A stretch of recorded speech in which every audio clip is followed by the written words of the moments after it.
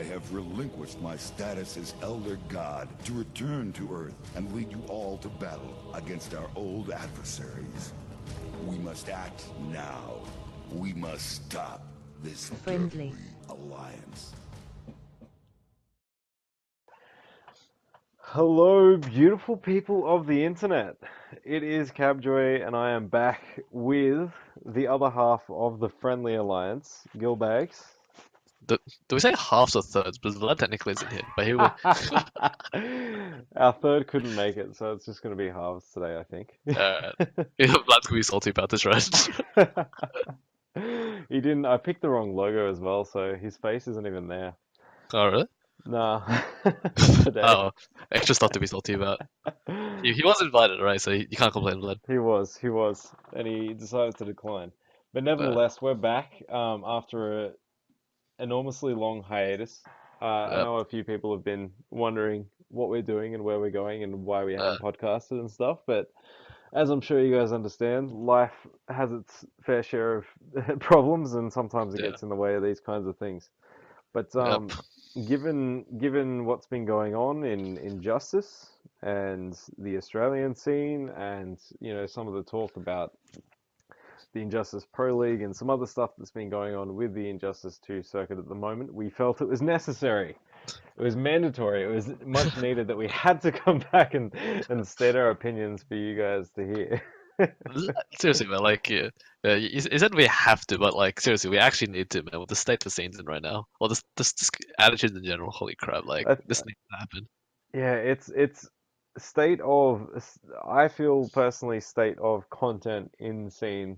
So you guys would have seen, I posted maybe a week or 2 weeks ago that I was missing the podcast, and part of that was that I just feel like there's been a bit of a void in what's been going on in terms of tying the scenes together and tying the general community attitude together with the scene lately. And I think Gilbags, I think you kind of agree. There's nothing really to you can watch Taz's stream, but it's just him beating on people, playing Blake, Blake's MIA playing LOL, and that's about it, right? I got Harlock doing his random streams too, but that's about it. And there was no fun streams. The streams used to run back and they were fun as shit. Just play with Sinja or whatever. It was never that serious for the most part. We just have fun, fucking test your luck bullshit, and no one watched, right? Or your sets with Sam. yeah, all that.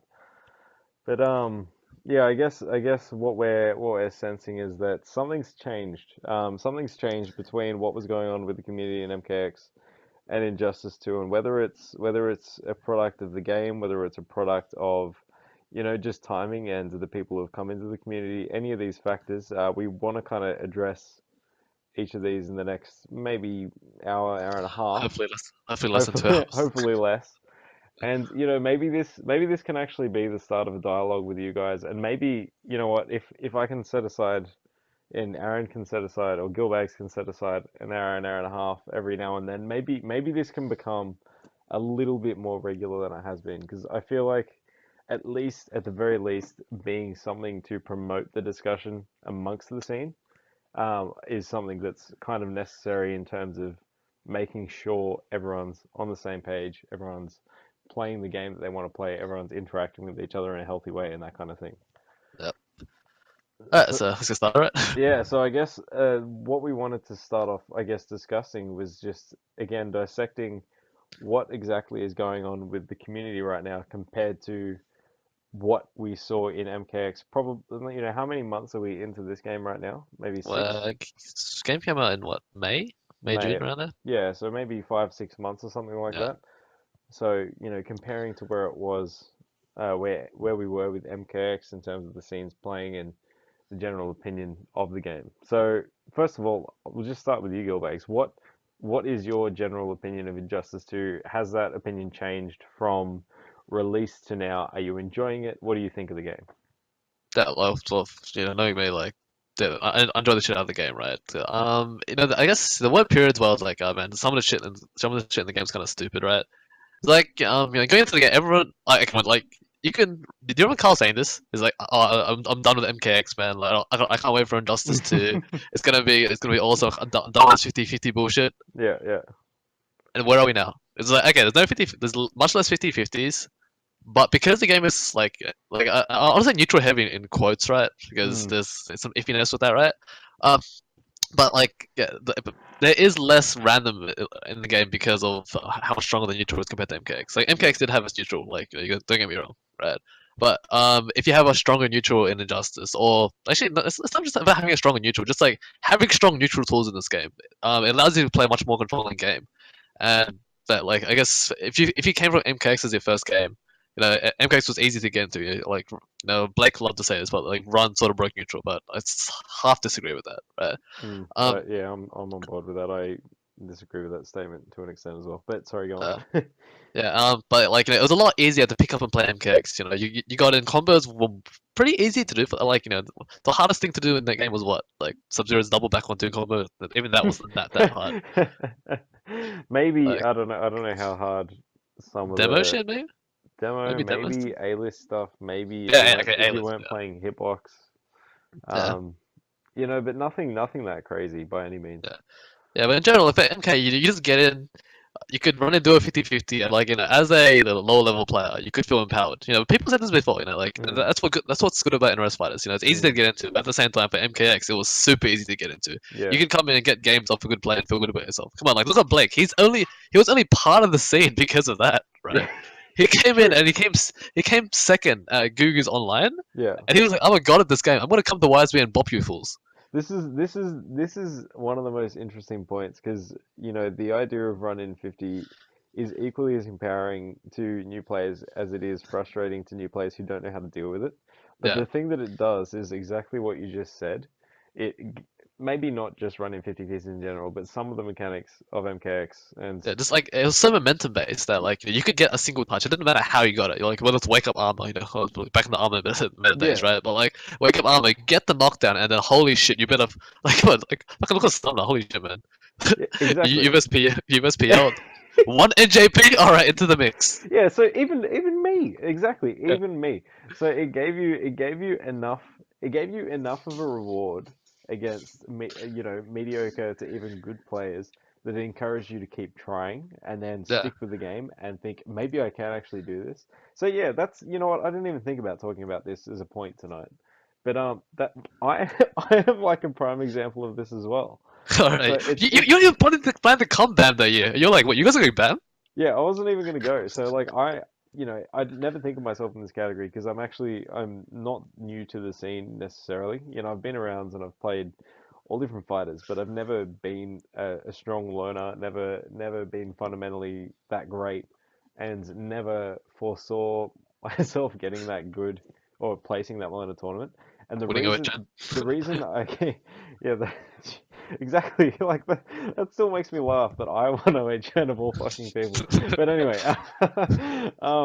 the only reason I went to BAM that year for MKX is because I vividly remember grinding the shit out of Injustice 1 at the start, learning all this crazy Shazam shit, learning all different characters setups, and watching the stream and thinking, these guys don't know how to defend against this stuff. This is like a 2-3 month no, like a 1-2 month tournament, and they're getting hit by shit that I know that I could have defended against. Yeah, I don't want to let that happen again with MKX because I yeah. really wanted to play it. And then I, didn't know who to play. I think I played like 10 different characters in the first 2 weeks. Played And then, Ferroth all day one. yeah, yeah, yeah, exactly. And I played like Liu Kang and I think I played Raiden and all this other shit. Yeah, And then I decided to play Quan because I played him a little bit in MK9 and because I realized he's like quick and dirty. And if I'm going to go yeah, to this thing and go in with a chance, I'll pick the dirty ass shit. And I ended up getting third, and that gave me. And I've said this to multiple people. I barely understood fucking frame data at that point. I barely understood the poke game. You'll see me do down down three, three, back back two. three. Yeah, exactly. You I still mean, did that even after you understood the frame I, data. Shut I, up. I did do it after, but it was with intention after that. It wasn't, I was, confirming and responding later on anyway. But Yeah, I didn't know any of this shit until I placed well at that tournament, and then that gave me the confidence. Shit, maybe I can compete.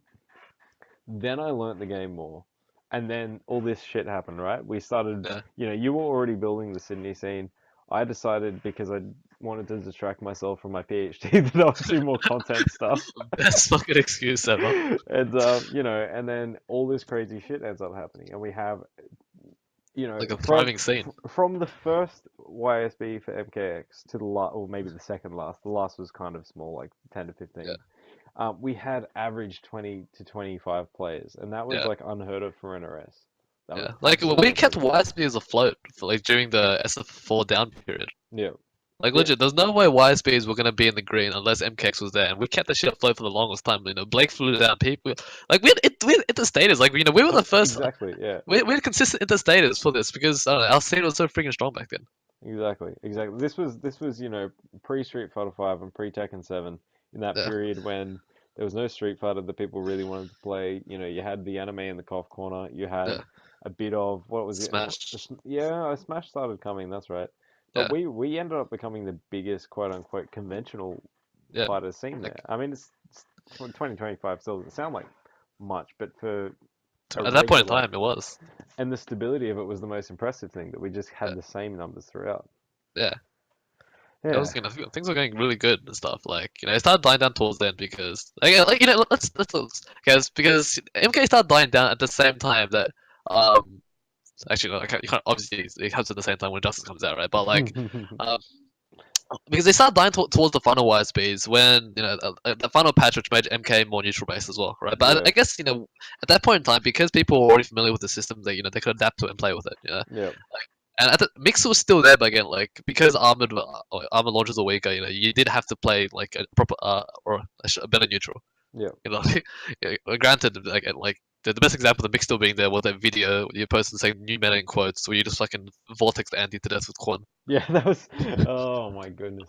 Yeah, that like the 4-4 was amazing because it scaled less, and you didn't use it as a footsie tool, but you could still use it in the same situations and get insane damage. But Yeah, yeah, it was kind of end of even after OHN it was starting to dwindle, and then after SXC last year, I think it was yeah, very much on the way out. yeah. And Again, like by the end of the games, like people were complaining about 50-50s. People were complaining about they wanted one of the biggest complaints about MK was there's no zoning. Like there was some zoning characters like HQT, but it wasn't like Ed Justice level zoning by any Shinnok, means. if you can, if you think about zoning in that regards, as Yeah, in space control rather than just yeah, fireballs. yeah. But yeah, Yeah, like like going into Injustice did everything that people wanted or like didn't like. They fixed up everything that people didn't like about MKX. literally, yeah. When the pre-release build, I can't remember whatever you call it, the beta At or the whatever. at the IGN thing. Yeah, the IGN thing. Even just the news that was coming out, and even in the from memory in the Watchtowers, they were addressing some of these like issues.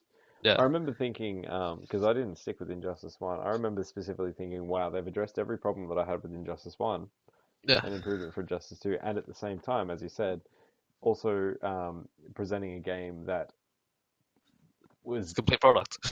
a complete product, but it was like, in terms of what the community was saying online, it seemed like the perfect thing that everyone was waiting for.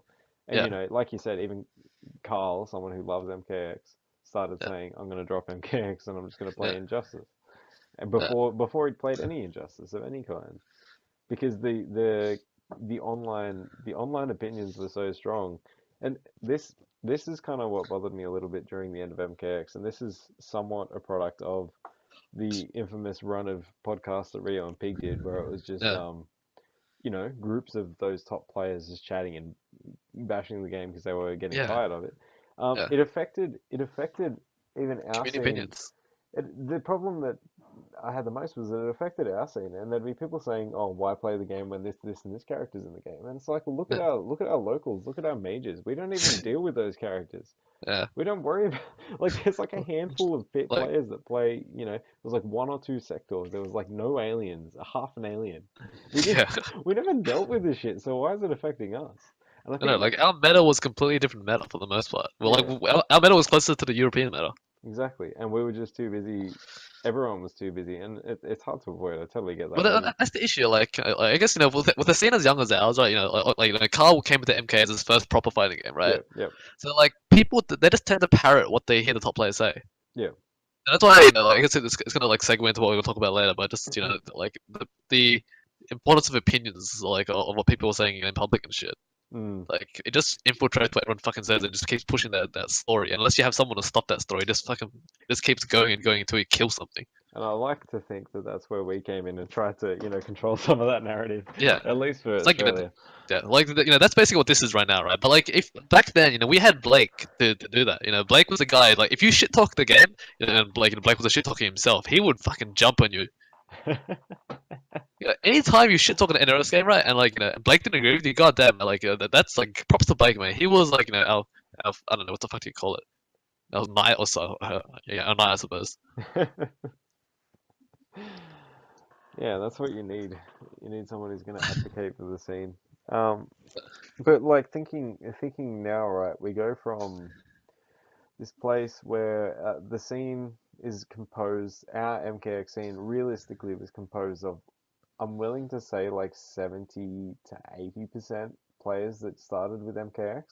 Yep.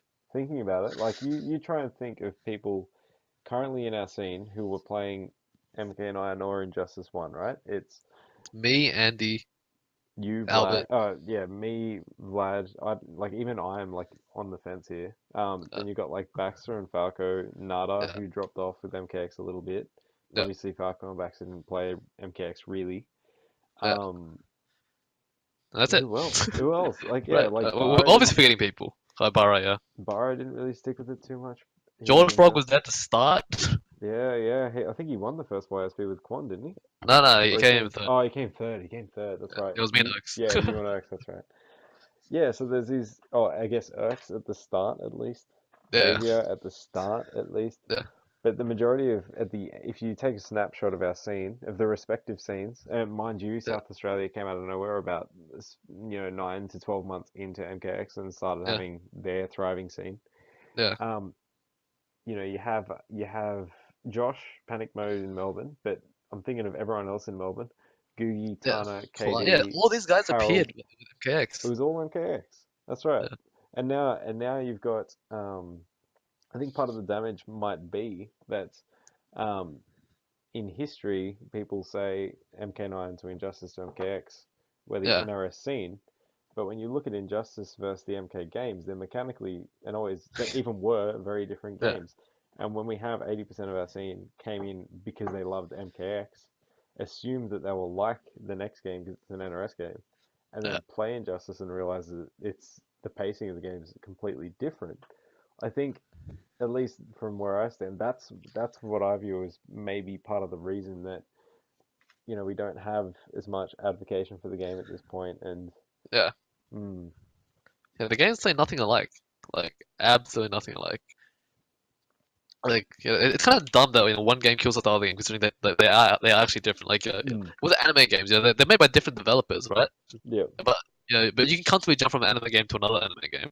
Uh, actually, I was watching Julius. You know Julius, right? Julius, Yeah. is this It's one of the anime players, right? yeah, And he's playing Dragon Ball Z for the first time, and he's doing combos despite playing it for the first time. I'm watching him like, how the hell are you doing this? Like, I all don't even right. know the fucking special moves. To be fair, Yeah. combos in that game are pretty easy. It was All right. like a single button. But I know what you mean. I know what you mean. That's almost a genre in itself, Yeah. made from Like, yeah, different anime is a developers. genre. Like, you can jump from game to game, and like your fundamentals will translate. Yeah, MKX and Injustice, yeah, like some ideas will carry over, but the way the neutrals play is completely different. But exactly. like, I guess people fail to realize that, like going in. Oh, and not just that, like people don't know what they want. This is the thing that pissed me off, but like I'll talk about that later. But yeah, like figure like the best example is Carl, right? Come on, like he went into Injustice like hoping for godlike neutral, and like the neutral wasn't as godlike as I hoped it was, right? But again, we'll talk about that later, right? Yep. But but the neutral was stronger than MK in my opinion. Like you couldn't just rely on It touch was ability. It was, yeah, no, no, yeah, I see what you're saying. I like to think of it as different. Yeah, Like, like Injustice is a more conventional Street Fighter neutral that we've yeah, known for decades, right? yeah. Like MK Run, like again, like people say rogue neutral, but like it was just part of the neutral. Like Mm, if every game played the exact same neutral, it'd be stupid. Like why would you play any other game? yeah. Besides, like I guess cool characters and shit, but beside the point. Yeah, well, it's just like I don't know, just all right, yeah, but, like it's like, yeah, just people don't know what they want, right? And going to a new game, but it's only after like they touch on them like or they try something else is what they realize what they enjoy more, which is fine. Like obviously you're gonna gravitate to different things differently, right? Mm.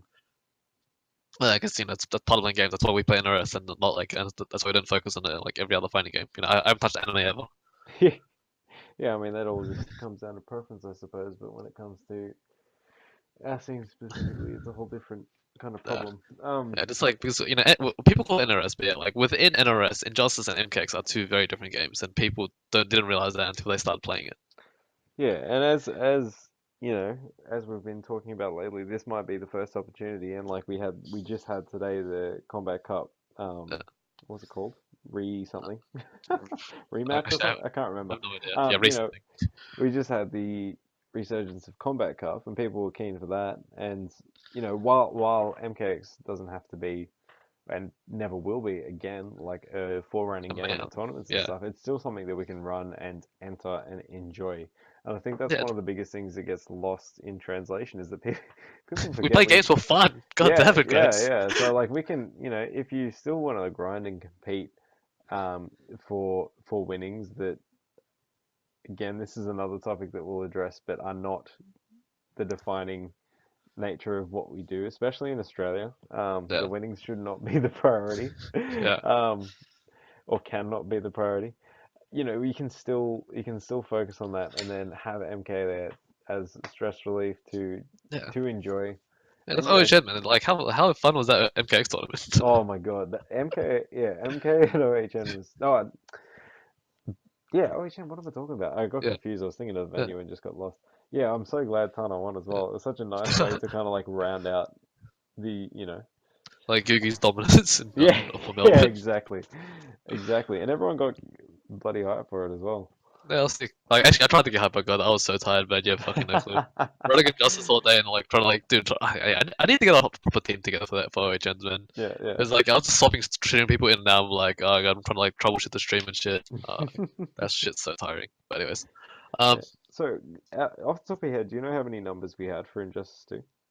for OHN, Yeah, for OHN. 43 to 45 Do you around know there. how that compares to MKX at MK MK, OHN we had 40 last year. the year before, the first year of OHN? Yeah, it was about 40 as well. Oh, okay, Like so we've always been about like it 45-ish. was pretty steady. We haven't Yeah, had any major growth because this was I big guess talking point going into Justice too. this was a big talking point because I was pretty vocal about how I was Yeah, concerned that sales wouldn't translate into attendees unless we yeah. really did something about it. And this is And partly why I felt bad for not having the podcast run through the launch of Injustice because I yeah, feel like we may have been able to convert some people. yeah. I think we still can, right? I was thinking like, but I guess it's really hard right now. Like we need to go out of our way to like bring people. Like look at Conqueror, man. Like Yeah, yeah, Conqueror came out to his first YSB like 2, 3 months ago, and that's with a shout out to Blake and yeah, Taz, right? Who convinced him to come out, right? But like, yeah, I've been telling the guy to come out for a while, but like, I dropped off because work and shit. But like, yeah. so I wasn't playing online every day like the kids and shit. But like, they brought him out, and like, he loved it, man. Like, holy shit! Like last Friday, right? It came out for casuals on Friday, and he's playing MKX with Okay, so what happened was I was meant to be playing a set with Conqueror, right? But Yeah. I was playing with Darian, yeah. And then like it's the usual thing where we say one last game and it goes forever, right?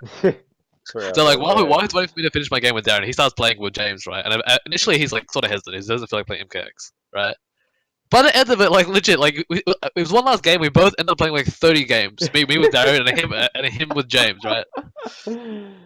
Yeah, and Man, then I hope like he wasn't. like James is popping off in his face, and like Daniel's a pretty quiet guy, right? Yeah. But he starts popping off with James too. It's fucking funny, man. It was so good. Yeah, when he he was rated OHN like that as well, man. It was so good. I was gonna say I hope he wasn't playing Codal versus Grandmaster for those And 30 he minutes. was, he was, he Oh was. my goodness. His popping off with James shit was so hype, man. Yeah, that's what FGC does, man. Like you get these quiet guys like Rami, and then it turns them into monsters. Yeah. So one of the I guess the other things I wanted to touch on again versus of this the whole scene thing. The matter of which we started talking about, sorry. Yeah, Player retention or player introduction to the scene because we just talked about 80% of our scene is composed of MKX players.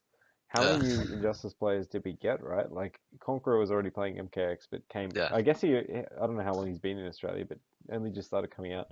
We got the Yeah. Twins to come offline. We got Mattitude to come offline. I can't think. Yeah, I think that's about it. I can't think of many additional people Yeah. who came to the scene specifically with Injustice. Yeah. That's literally it. And I feel like that's got to say something about it's got to say something about why there isn't much content or quality content either. Because you come in. I feel like you got to be more passionate when you come into this game. You're like, yeah, I'm so hyped for this game. I really want Yeah. to do well and gonna Yeah. support the scene and blah blah blah. But when Again, everyone's like, already comfortable for 2 years of MKX, yeah. Like, I guess, it's intimidating coming out to a scene where everyone knows each other and you're just like, okay, I'm the extra guy. Like, yeah, shout out to them as a Magnitude, like, coming out, like, to OHN randomly. Oh, not OHN, to YSB randomly. Like, yeah. no one even knew who was coming, he just came out. Like, I do, like, actually, I want to give a shout out to Riki, right? Like, Riki came out to OHN. He's oh right, he Riki did. Jones, yeah, he He came out did. to OHN. Like, I barely noticed the guy, but God, he, like, props to him. He came out, man. Like, he doesn't know anyone besides, a few names that he sees online. But he came out. Like, props to that guy. Did he enter? I saw him playing MKX, but that was it. No, I think he just came during the top eight because it was so high. Yeah, right. So I literally think he was watching it. They got off his ass and came because it was like, this is getting insane. Nice. Does that mean Like, he obviously, that might not be true, but like, in my head, that's how it plays out. gets... That's good. Because I think yeah, I guess something that we need to do as a community, like this is a point that we've harped on about in like every episode. Yeah, Once you come offline and you meet us, we're yeah, very welcoming and you'll have a yeah. great time. Because once Actually, people come out, they don't stop coming out if it's uh, reasonable. If they I'm actually sad I didn't get to talk to Riki. Is it like, I was fucking fucked that night, but like, still, like that's the one guy I didn't talk to that much, I or didn't if at get all. I didn't get a chance to talk to him. I saw him playing Jomar in MKX and Yeah, then got distracted playing Tekken and then next thing I knew he was gone. yeah. He was there in karaoke with us too. Oh, did he? Yeah. Yeah, I Well, should like, karaoke was such a mess, man. There was so many people. Holy crap. have. I'm bummed I missed it, but tables have to Uh, survive the night. yeah, no, it's like any. Uh, so yeah, I think yeah, something that we always need to do as a community is be as welcoming to these new players as we can, because they're Like, the yeah, first experience they have at these tournaments is the one that they're going to remember. yeah. Like, Yeah, seriously, like, the twins, they were unsure about coming to OHN, right? Because they're like, oh, it's a big cost, and like, these guys are like uni students, so they don't have that much money coming in, right? yeah, And I thought, Darren, just come to this one thing, right? If you like, just try it out. If you don't like it, that's fine, right? yeah. I'm pretty sure they're gonna come again. Like, they had so much fun, man. Like, that chip chat was like the hypest shit. Chip, Like, they're all chip. like, seriously, oh my god, I'm surprised. Like, it was like, I also would have started that. I said chip like twice, and everyone just fucking jumped in. It was fucking sick. Just like, it's like a hive mind, man. Like, everyone just thinks the same crap. If anyone listening didn't see it, or maybe someone maybe you're not from Australia and you just happen to come across the podcast through my Twitter or something, Yeah. just I'll put it in the show notes actually, a link to the archive of the chip chance. You can hear it clearly through the stream.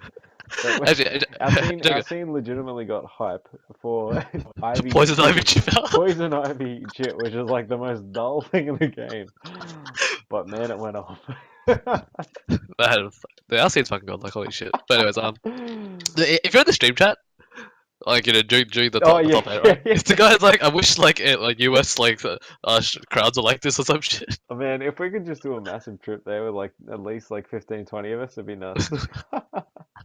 Dude, just get James and Carl in the same room or the same area. They'll just fucking go nuts, It's like SXE was one of the most fun top Yeah. eights because everyone was just yelling. The pigeon whiff! The pigeon whiff! Pigeon! All I remember is just hearing Carl every time I summon the bat. The pigeon! Man, dude, Carl and James is like two of the best examples that I've seen. Oh my god. And at the same time, two of the worst. Holy fuck, that jokes. Yeah, it's a fine line sometimes. Okay, we get the sidetrack. There's like gentle, not gentle. There's like good banter, and then go kill yourself and Alright. get red cunt. So, hey, come on, what a state of a state, man. You're copycat. You had Travis, like the only Western Australian player there, and we're just like laying into him. Man. So thinking about chip, and whatever, one of the other points that we have regarding I2 and why maybe it isn't as well received here right now, Yeah. at least, is the old zoning meta. So Yeah. what are your thoughts on how zoning heavy the game can be. All right, take it. Sorry. And what do you think long term? Do you think it's a problem? Like, how I do don't you know. feel Like, playing it? How do you feel watching it? like again, I'm playing Joker, man. Like, I Yeah. don't even have anti-zoning tools besides gunshot, right? Yep. So like, I don't know. Like, I think it just goes back to the idea that our scene is so young, right? That a lot of us still don't know how to deal with zoning properly. Yep. Like, so I guess it sort of expands out to the US scene as well for the most part. Actually, no, I guess the US scene doesn't see it as much, right? Like, minus like that one ECT or ETC where it was like dead shots for everywhere. Yeah.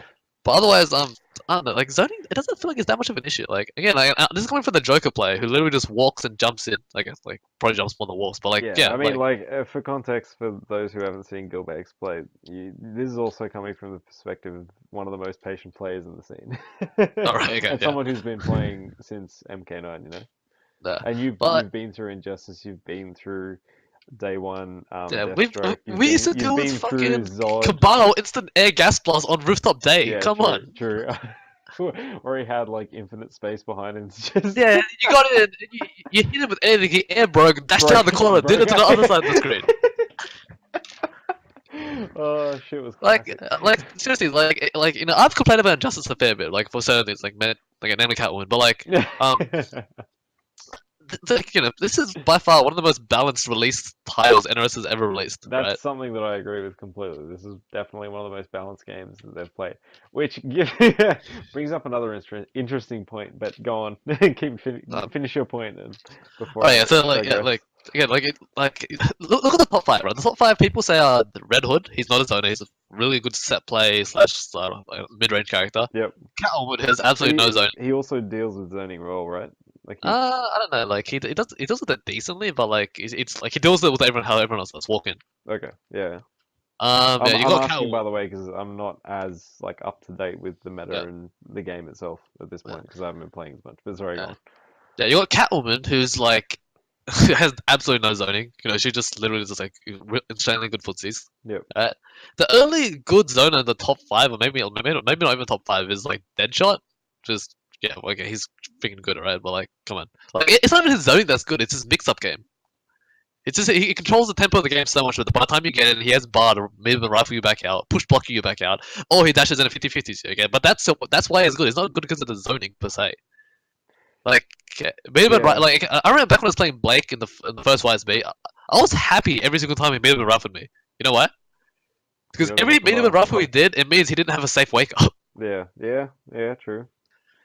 Like So again, like get- let's go. Yeah, I agree to an extent, but is there a case?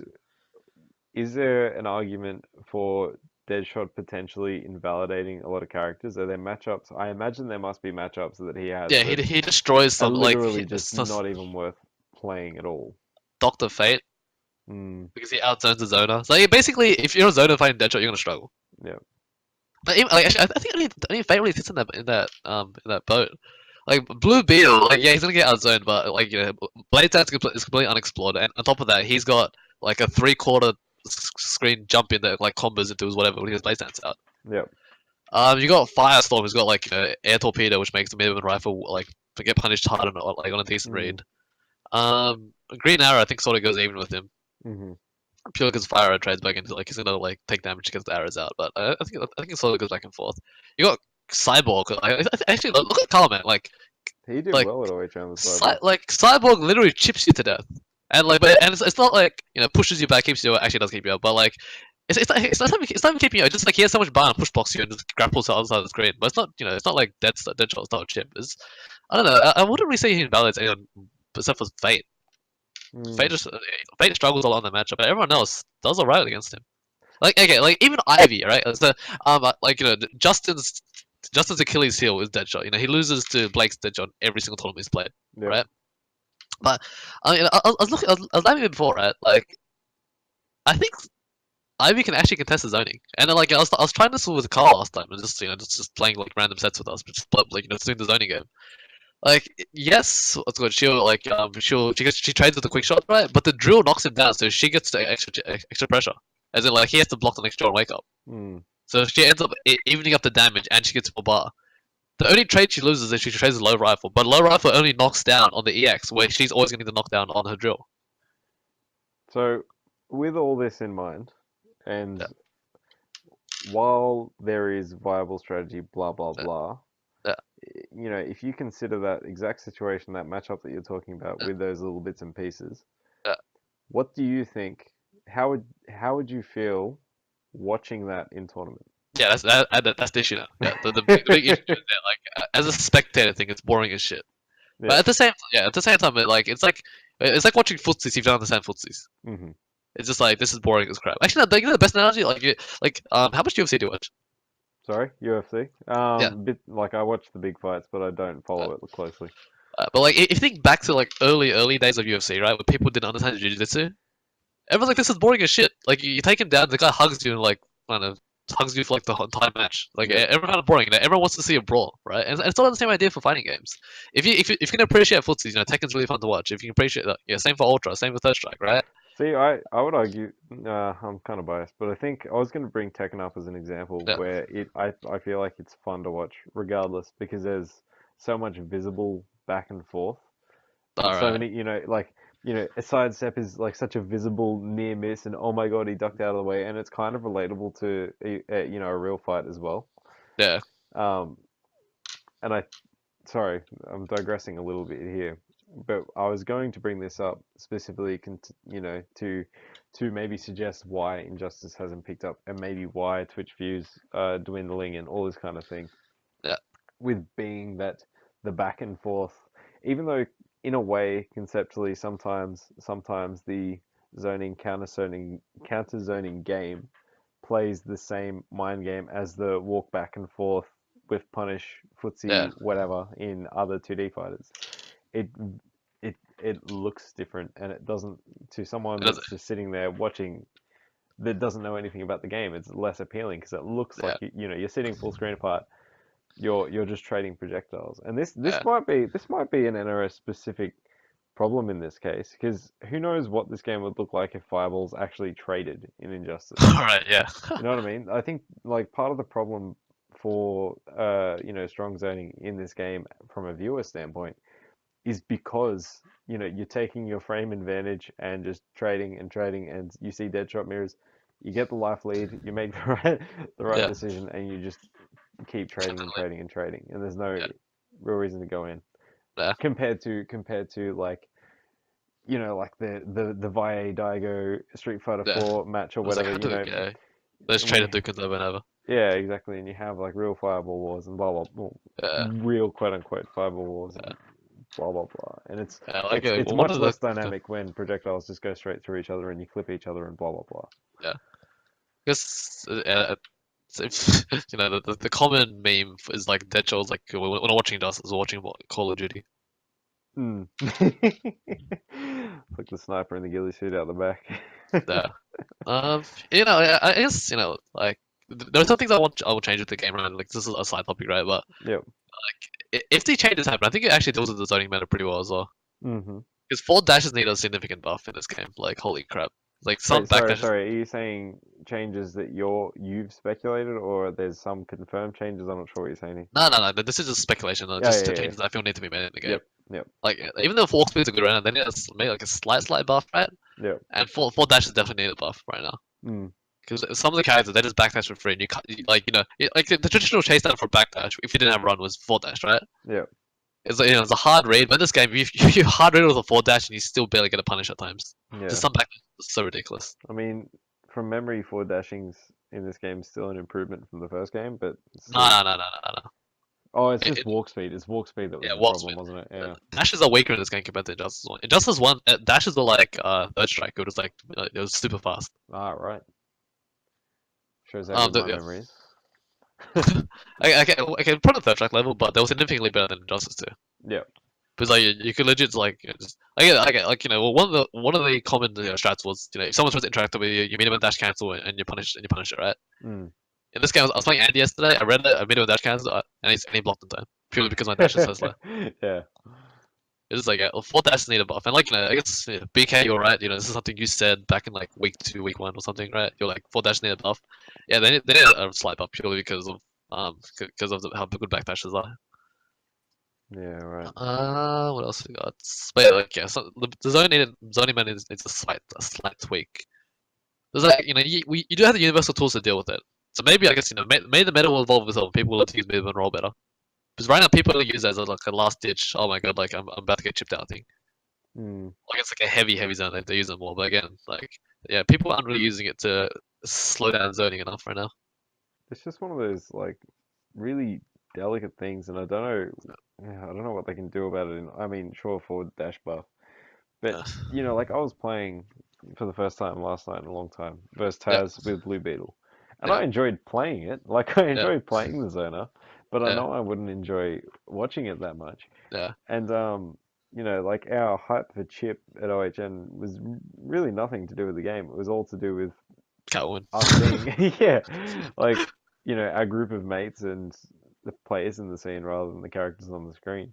Yeah, Because it could have that just was as the easily story. been a massive snowfest. But Yeah, we made it fun. yeah. And you know what? Like, do you have more points to bring up in the? No, no, no, no, no. That's fine. I was Yeah, gonna say I feel like that's a good segue into, we've got this dot point content creation, but it's, content creation, personality, blah blah blah, a yeah. whole slew of things that we can talk about. That seem to be lacking a little bit, these days with the scene. And there's there's a few different points I want to bring up, but I'm just as a talking point, I'm gonna discuss something that Pig mentioned in his podcast that I was telling you Oh, about. actually, yeah, yeah. Not the one you've listened to, a different one. Damn it. But Uh, he's something good in that one too. But yeah, go sorry. it might it might be a similar point, but you can bring up Uh, your point afterwards.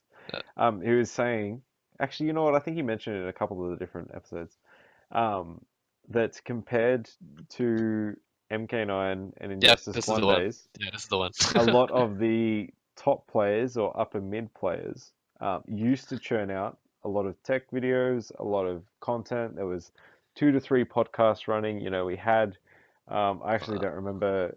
K7, like the Combat 2 podcast. That was, yeah, Combat Zoom podcast was the big one, but I know there was like 2 or 3 others. Like Decay was on one.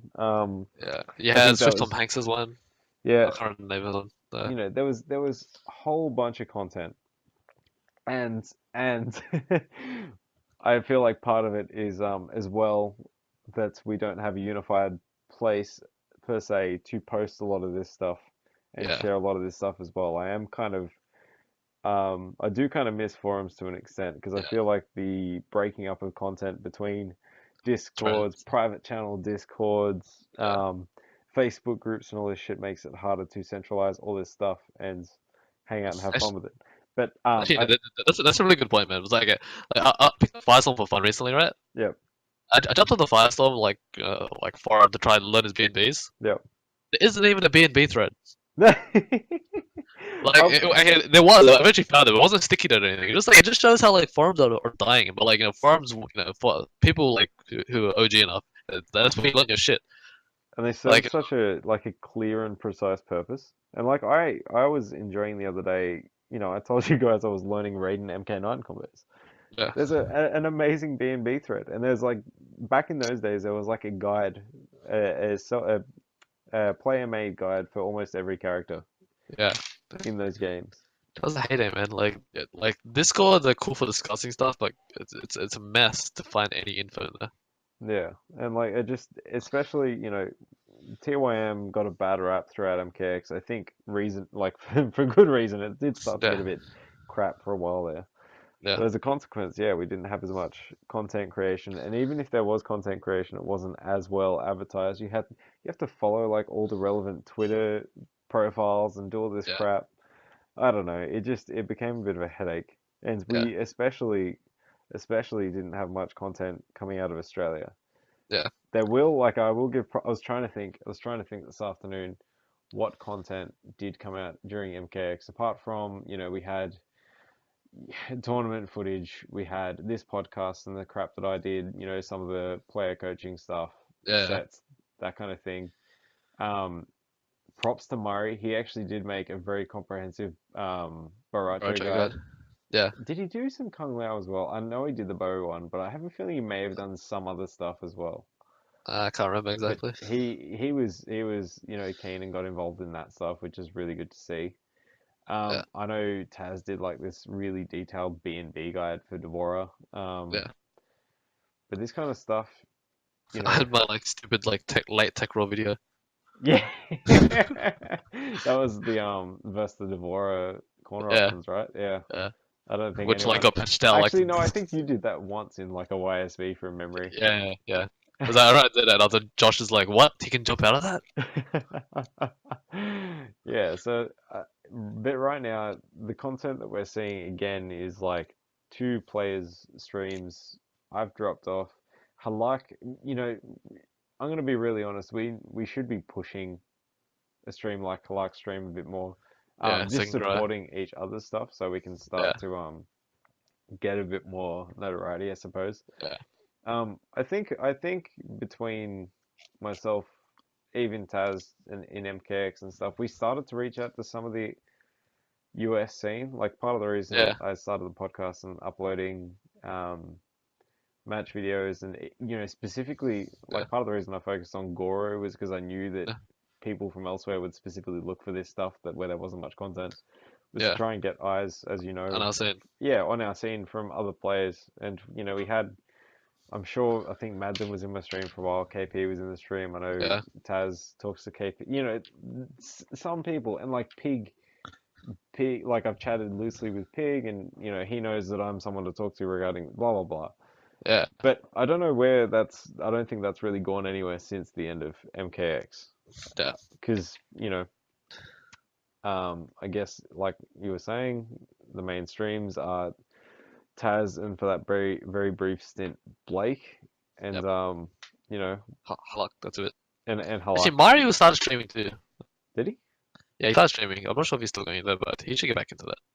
Yeah, I mean, exactly. Everyone's got to put their content out there. It was part of the reason I had the damn content thing in the Discord, but it barely got used. Yeah. Actually, you know what? You know who made a lot of content and a lot of tech and combo stuff? Shade. Oh yeah, Shade. Yeah, yeah, Shade made a shitload of stuff for Ferritor, which was sick to see. yeah, yeah. So there's another example. Is he? I don't think he's making Injustice 2 stuff. He's been speedrunning. See, there you go. Yeah. But I guess the point I'm trying to make with all this, because I'm really just like listing a whole bunch of shit right now, is that We need more content. yeah, we do. We need more content because I feel like content kind of ties the Yeah. community together a little bit. Yeah. But in saying that, like, I have more time again now, so I'm gonna start putting some shit out there. Yeah, but Like, like this is what I've said to you. You do so much for the offline scene. It's not on you alone to also provide content and also do this and also do that. but someone needs to start it again. Someone like people need to realize that, like, if they actually let's go on to the next topic. We'll talk about that after. Yeah, no, I think we can move on to that. I think Alright. it segues well because this is the main consequence of not having the content and not having the personalities and not pushing the scene. Yeah. Yeah. So I guess next thing we want to talk about was like impact on negativity, right? So I guess like I was thinking of something else, but yeah, go on. No, go on. Like me and you have been MIA for ages. Like we don't moderate the Discord. It's like like for anyone who's been talking to me, like I've been working stupid hours. Oh yeah, and I gave up control of the Discord because I couldn't keep up with all the Xbox crew. Thanks guys. Thanks for ruining Discord. Okay, there we go. So so like Blake for a while, he was the one monitoring the Discord. Like when the Xbox kids were getting out of line, he was the one shutting them down, right? Yeah. And I guess it's just the culture now. It's literally just their culture, right? Yeah. But goddamn, like guys, we have a shit talk channel for a reason, right? The general chat, we need to keep it clean, right? So, like, I know you guys are having fun, you're all friends and shit, but like, we actually need to keep it clean at times. Because again, like, and productive. It's not productive at all. Yeah, like for the longest time, Ray was just like, "Can I get a purple name? Can I get a purple name? Can I get a purple name?" But literally, like, he kept asking. Eventually, I was freaking finally gave it to him. But anyways, like, so we were quiet about it. But so I guess the big thing here, right, is because no one's there to moderate, right? You got so much negativity about the game. Like like I've said this a few times. Like, oh man, I think the best way to put it, right? There's a bit I was watching Taz's stream, right, when Rainer came out. Yep. And then the guys were going nuts in the Discord, right? And like I wasn't watching, I wasn't checking. I was watching Taz's stream. And then like they were talking about the stream chat, so I went to go check the Discord, right? And it was basically just Hull like going nuts about injustice, right? Like when I say going nuts, we're just like shit talking a crap ton. They're like, now Hulk is the biggest proponent of like, actually no, Hulk's really bipolar. He's like, I love MKX and I can't tell. I can't tell if he what he likes and what he yeah. doesn't like either. But then the next day he'll be like, I like Injustice because it's such a better game and shit. Like I like yeah, I don't know, I just understand it, right? But the point is, like, you shouldn't be trying to push the death of one game or the other, man. Like so many times he's like, oh, actually I can't remember what the hell he said, man, but it just that negativity, man. It bleeds into what everyone like thinks later on. For a newbie, again, like for a newbie coming in, like if they come and they see like good content, like it's easy for them to learn, right? But they come in, they see, oh, this game's dead, this game sucks, oh, this game's a snowfest, when's MK11, all that shit like that. It's no, it's a joke, but goddamn, like that's how you kill scene, guys, like literally. You might think it's not gonna do anything, but look, we haven't got any of you guys doing the scene. Yeah, exactly. It might just be the game, but again, it might be this as well. It might be both. It's not just that. And all right, so this clears up what I was trying to say with content creation. All the other crap's good, but we need community-driven stuff, which is why I was, a bit upset that I couldn't keep going with the podcast. Yeah. Because I specifically had people who spoke to me, and I'm sure they won't mind me saying, but Enigma or Matt from South Australia and Spooter Jason from Melbourne, but there was 2 or 3 others, but those guys specifically I had good chats with about it, and they legitimately thanked me or us on their behalf, but they were speaking to me about it obviously. Yeah. For the podcast, because that was kind of their segue in to realize that there was a broader scene, that there was a welcoming scene, and that there was something to gain by being involved with it.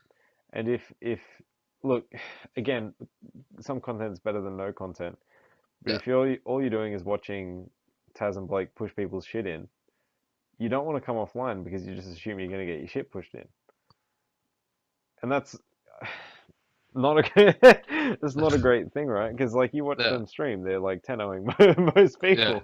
Yeah, it's not because they're great players, but it's not enough. You can't it's not, you can't just put your stream on and then that's gonna create a community. There's more to it than that, and that's what the scene's kind of been lacking a little bit. Oh, and something like Googie's, again, a community-driven tournament series, the Googie ran, stuff like that as well. Actually, not only that, again, like it's going back to like how Injustice is harder to pick up than MK, right? Yep. Like no one ever broke down how the game works. Like if you play online, the online scene is leveled up a ton. Like I played with a whole bunch of people. I'm like, holy shit, I'm impressed with this guy. He's doing like pretty advanced shit. Yeah. But like again, like these are like 2, 3 guys. Everyone else is still sort of at that level. They're like, I just wanted to combos or some shit, right? Yep. And yeah, like there's no one to break it down. Like the other day, right? Like yeah, far out. Like anytime I jump online, everyone's like, "Can I play a game?" Like games, right? But like I jumped online the other day, right? And I started talking to Zishan again, right? And like he's still Z Prime, yeah. And to this day, he couldn't text Horizon Injustice, So like I jumped in like online training with him and on Discord to help him like break down how it works and stuff. Yeah. Like in terms of like I guess the mindset for it. And like I appreciate the help and shit, but like we don't have any of that content. Like Taz tries his best to help out, Blake tries his best to help out, right? But like to quote Blake himself, like he can't teach for shit. Again, like I'm not talking shit. He said this himself. Yeah, no, like, I know. And just to be clear, I'm not saying that these 2 players are solely responsible for the community. What I'm saying is just those 2 is not enough. Yeah, but, like sorry, go on with what you're saying. Yeah, it's like this is why I want to get back into it. It was like I don't know, I've fucking taught for the longest time, so I'm pretty sure I can teach fighting video games, right? Yeah, exactly. So I started to get content out there to help people learn, help people like improve in the game. Look at Manager, like he came into OH and he did decent, right? But like obviously he didn't do as well as he wanted to do, right? Yeah. But like there's nothing to help him learn how to play, and like you're not learning TOM, you're not gonna learn that. Yeah. Like it's gonna learn on Discord, learn combos, maybe some basic matchup shit, but you're not gonna learn how to play the game. You're not gonna learn the fundamentals of the game. It's impossible. Well, it's not impossible. There's obviously people that are very good at learning on their own, but it's so much easier to learn when you play some games and talk to someone and you brainstorm and you do all that stuff. You learn Yeah, little Blake's exponentially growth in faster. fighting games. Like that kid improved so much by just going to everyone and asking for help. Yeah, But not and, everyone. and and to his credit, right? Like not everyone is willing to do that, but he's such a like he's so blasé about everything. He'll Yeah, just talk to anyone about anything, yeah, and that's kind of what got him the info he needed and allowed him to level up so fast. yeah. But not everyone's like that. Yeah, Yeah, so we need that content out there to help people learn. Like and to Taz encourage tries with people. the Yeah, match analysis, but like they didn't really help that. Like I honestly don't think it helps like the newbies that much. yeah. I think Like it's the best thing that happened was when you were coaching Harold. Remember, like when you yeah. broke down his match footage, that like that's the stuff that helps people. The Like reason, yeah, because like that was, I feel like that was beneficial in two ways because I got a chance to talk to him properly yeah, about the game, and by broadcasting it, my intention was to show the way of approaching it and what questions you should be asking and how you and like I, I'm still not, I don't like, I'm not the best fighting game player by any means, but it's still good to have someone there to brainstorm with you. It's yeah, like any teacher, right? No teacher, or maybe knows not no everything. teacher. Yeah, but the teacher's point is not to know all the answers and give you all the answers. It's to provide you the tools to find the answers yourself. Yeah, And that's what our scene at least specific. Well, actually, all the scenes are yeah, lacking. I don't see that kind of content in the US either. yeah. Actually, Brady recently put out a tutorial series for Injustice. Oh, really? For Injustice Yeah, 2? I think so. Yeah, Oh, I'm guessing so if you said recently, right? yeah, But even because I remember at the time I don't know if this is still happening, but I remember at the time I started doing the match analysis. It was coincidentally a similar time to there was a Street Fighter 5 dude who used to analyze match replays and do that kind of thing as well. all right. And explain, like, you just take like top level players stuff and Uh, specifically break down situations and why something that was sick, and yeah, this kind of thing. And that's the kind of thing that just really is really important, because uh, otherwise you just watch a game, you think you kind of understand what cool stuff is happening. Meanwhile, you don't you see that someone gets blown up by faking a walk up throw and neutral dumping and yeah, blah blah blah, but you don't understand the mind games that led them to the point where they could open them up with that yeah, tactic. Like, you can't just walk up to someone, neutral jump, and you'll get a free punish every yeah. time. You're doing it as a scrub. You're gonna get bodied. Yeah, Someone exactly, just mashing buttons, you're gonna get destroyed. exactly. So unless you have someone to kind of say, this is a key situation, you need to understand why that worked, how it worked, and the conditioning that led to that situation working. Until you get someone helping you with that, it's hard for most people. Actually, while on this topic, like I want to give a shout out to Jason, right? It was basically, him and Who's Harold, Jason, by the way, yeah, everybody? yeah, like he was with me before Ocean, right? Because he crashed a mine with Harold, right? Yep. And the entire car trip there, me and Harold were just explaining like gaming fundamentals to him, right? Like he's just so keen to learn that kid, right? Yep. Like everything we say, he's like, oh, wait, stop for a second. He gets on his phone, writes it down in notes, and like writes it down word for word so he can remember it later. Like That's this sick. kid is so keen, and like I'm sort of sad to see him like that they dropped off for Injustice. It's like he had a lot of potential, man. Like he That's was taking games of me like using Green Lantern. Yeah, yeah. Well, that's it. Like, I had a lot of good chats with Jason at OHN, Uh, and whether Injustice isn't his cup of tea or he just had a bad tournament or what, uh, I'm not exactly sure. But yeah, at the very least, so if it is a case of Injustice just isn't his game, then we'll start playing MKX again. yeah, And there's still that game, and those players can still play that game, and we can all just enjoy that yeah. as it is. But But yeah, like no, I not to get away from your point, but yeah, it's good to have someone who's keen to learn as well and who is asking the questions and wants the help and blah blah blah. And I guess again, a reason why the content is important is because not everyone has access. Not everyone, until you come offline, has access to that kind of information. yeah, Yeah, it literally is just a game of information. yeah. Well, yeah, so but So yeah, like I what else think got that? this segues into the next point in a way, because I do want to talk about, well, why our scene specifically probably should. I'll say should. Yeah, I think definitely, but I say should because people have different views and maybe don't think along the same lines. But I think, regardless of who you are in our scene, you need to be focused on building right now rather than um, Being the best, I being the guess. best, because the lifestyle isn't there to simply be a player and compete and blah blah blah. So, in relation to this topic, I'd highly suggest everyone goes listens to Pig's recent podcast where he talks to Noble. I can't remember his name. The guy who owns Noble, Crimson Shadow, some other people, and they go into detail about why competing for money is risky, even in the US, where we all know there is a shitload more money than here.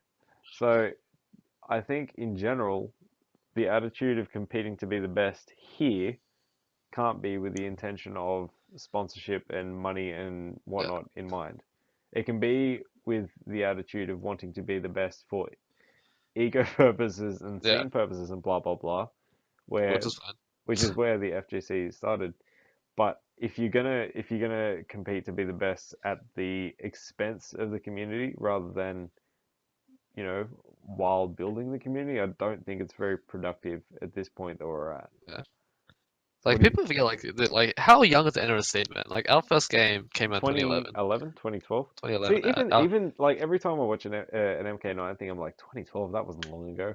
But MK9 feels so long ago.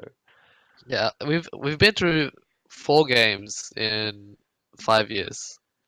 Yeah, and every iteration of the game like the community levels up a ton. It's like the community is at a very different level to where it was back then.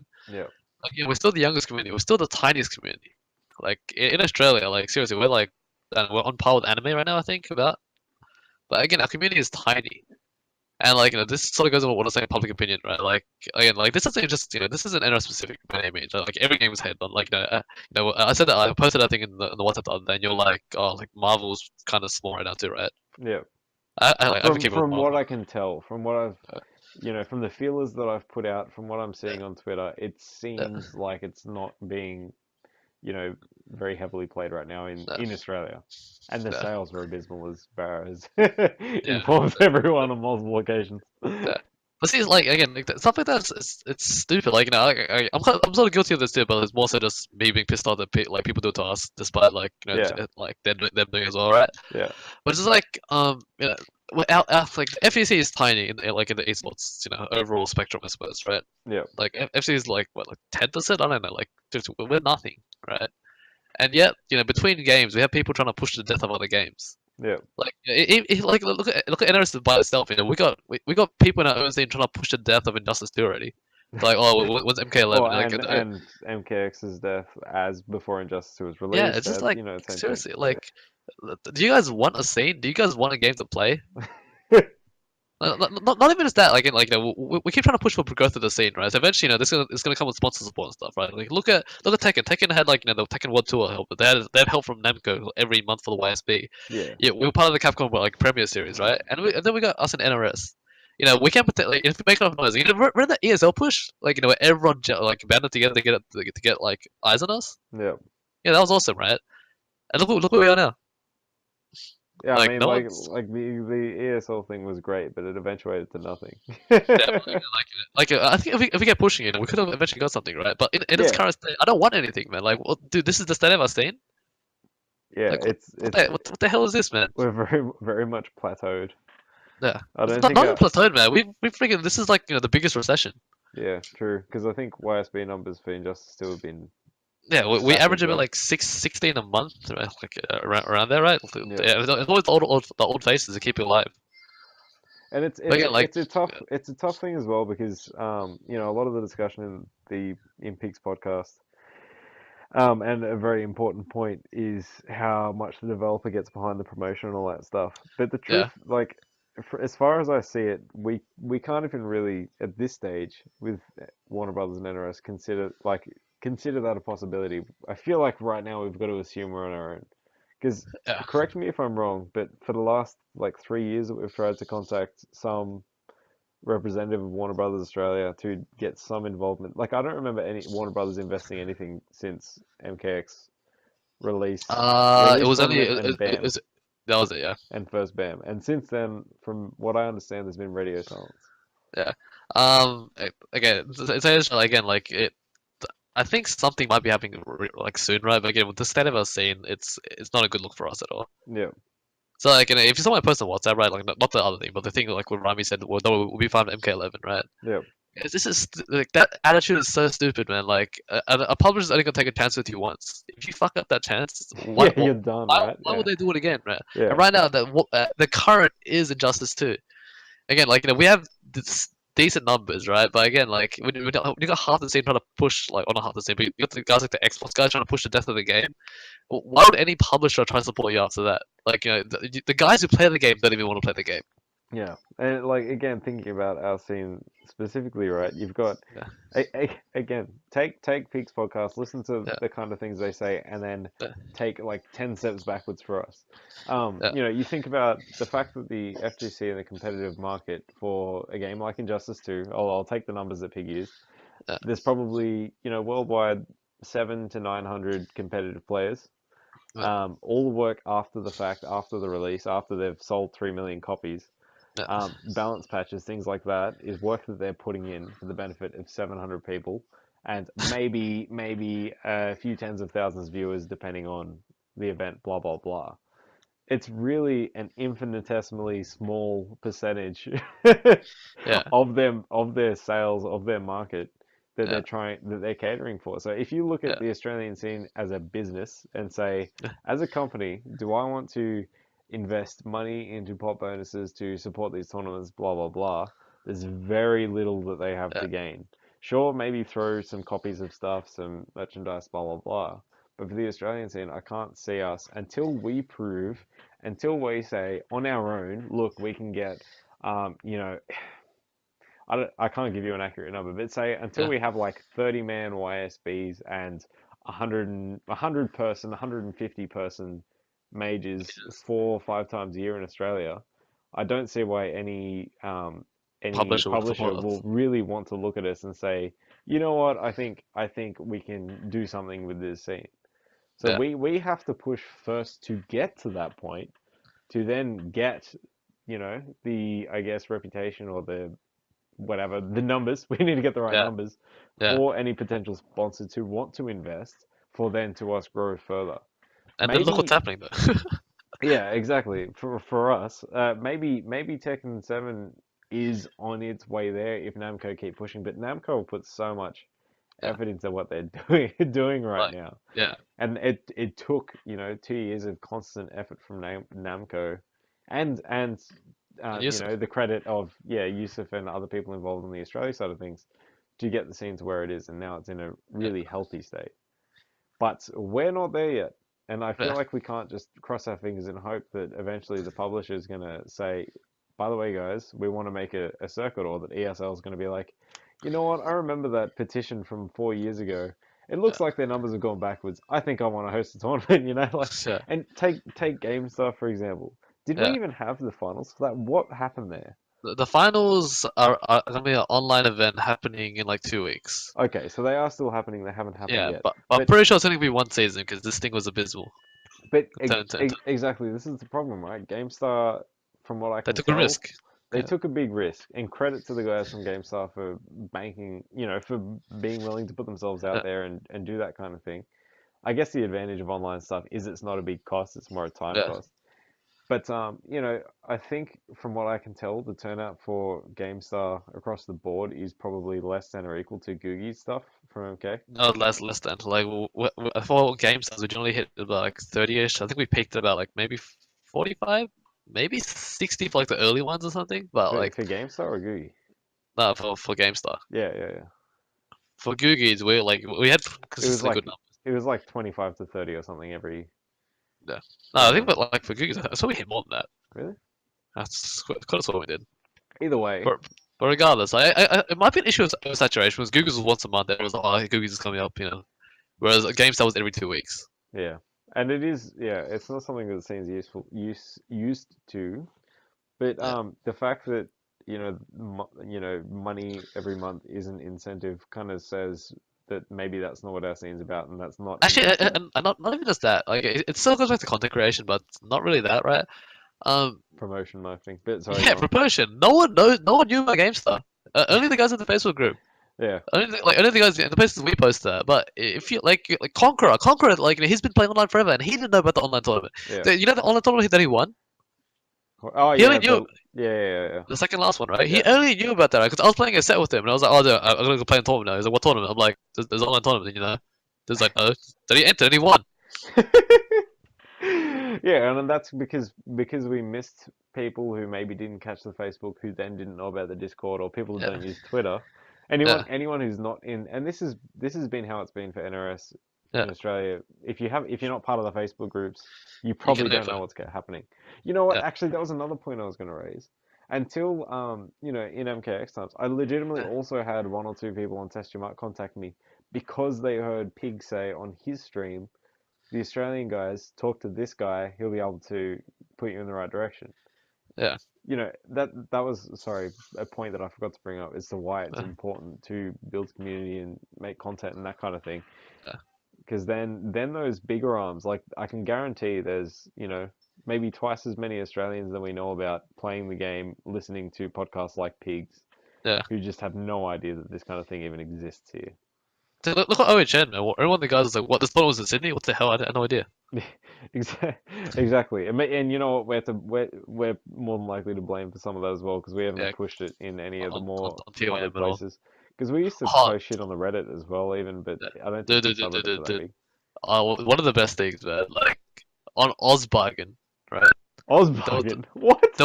yeah, like listen to this. There was a deal for Injustice 2, right? Yeah. And then the guy's post read, I was watching some tournament in Sydney called Aus Nationals 15. I saw this game and it was amazing. You guys should get on this game. What the What the fuck? With Like, Injustice 2? yeah, it was on sale with nothing. It's like 50% off or something, right? But yeah, the guy saw it at OHN and he was like, "Oh, this game was cool. I want to play it." That's sick.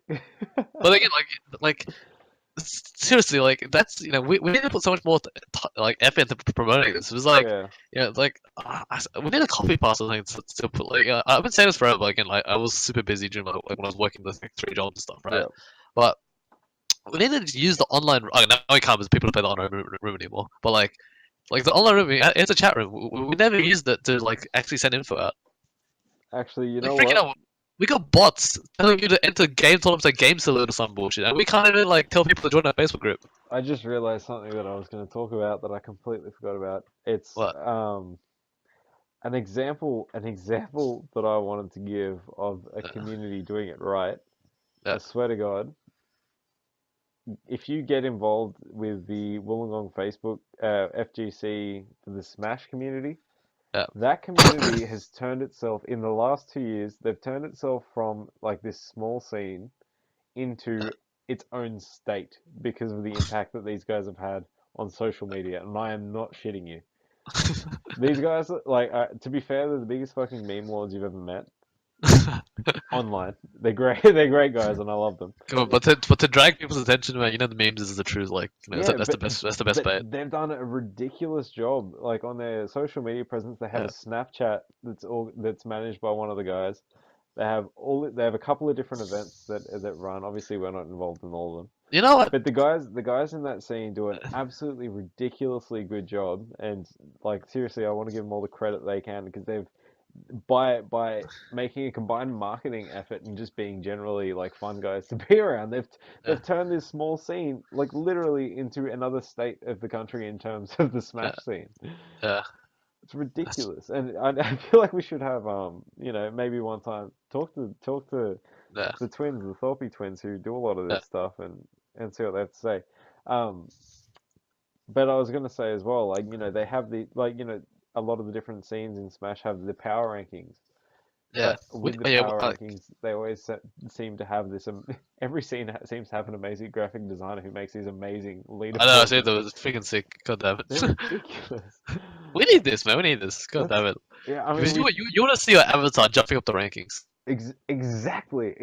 And do you know how many people? I mean, I don't think it always fosters the healthiest relationships within scene at times, but Yeah. the amount of people, yeah, like that I would meet, as I go to these things, and they'd be like, "Man, like my goal for the year is to get on the power rankings."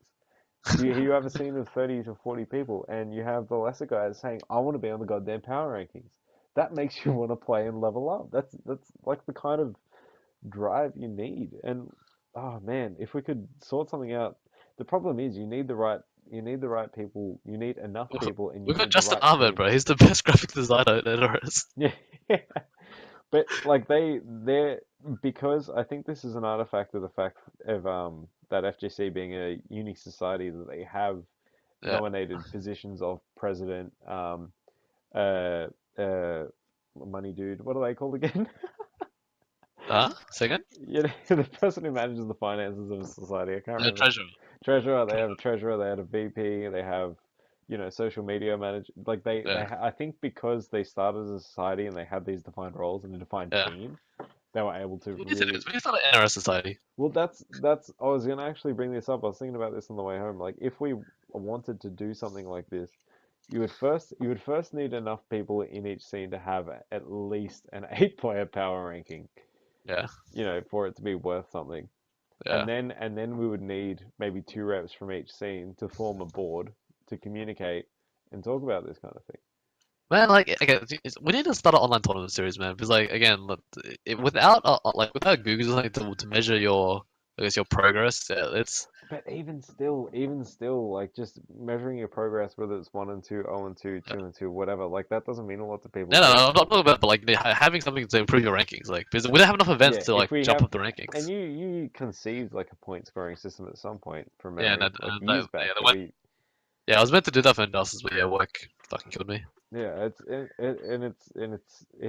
it's hard. Like maybe we could burn ourselves out and put more effort in, but we need the right group of people rather than just. I got time now. I'm doing this shit again.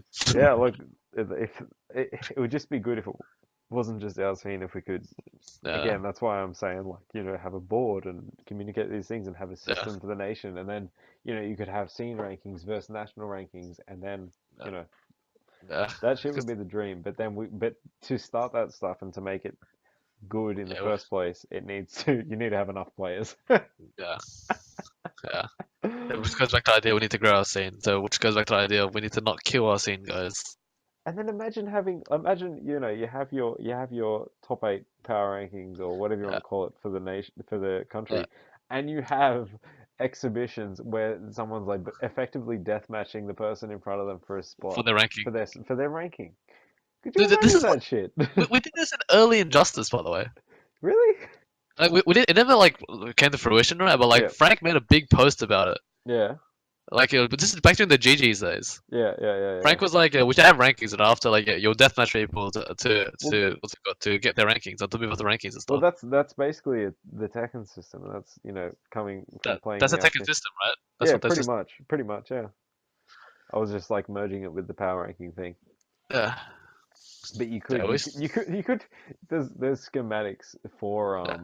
for the Tekken ranking system. You could probably just adopt them. Yeah, let's just do that. Let's go. Like seriously, like I got time again now. So like, and I'm getting pretty bored at home now. It's like Yeah, I played all Sundays. I need shit to do. So I might actually get started on this. But yeah, like, because but anyway, imagine just. I'll send you a link after this, but you can see the chart and imagine starting everyone on the same rank, and then depending on who they play in tournament, yeah, their ranking shifts or goes down yeah, from yeah. from that Let's do set this, man. Let's bracket. do this, man. And also, if like when people eventually listen to this podcast, if you want to help with this shit, please send me a message on Facebook. Because this is the kind of thing that we have talked about in the past, but can never seem to find the time or the resources to Yeah, actually do. yeah, So yeah, if this sounds sick to you, and I'm gonna timestamp this and emphasize this because I feel like this is like the cool part of the discussion, yeah, the potential moving forward kind of part of the discussion. yeah, That yeah, it'd be great to hear people's opinions. Um, and I feel like I'm gonna yeah, I need to talk to some of the Wollongong guys as well at some point. And it could be worth. I was thinking in hindsight, it would have been good to have either someone like Googie's run these things, or now thinking about it, it'd be great to have someone from the Gong FGC to just talk about the change they've had over the 2 years in building the scene, because they are yeah, an absolutely perfect example of how to build the scene, and yeah, it's literally been astronomical growth in the last like year or 2 years. yeah.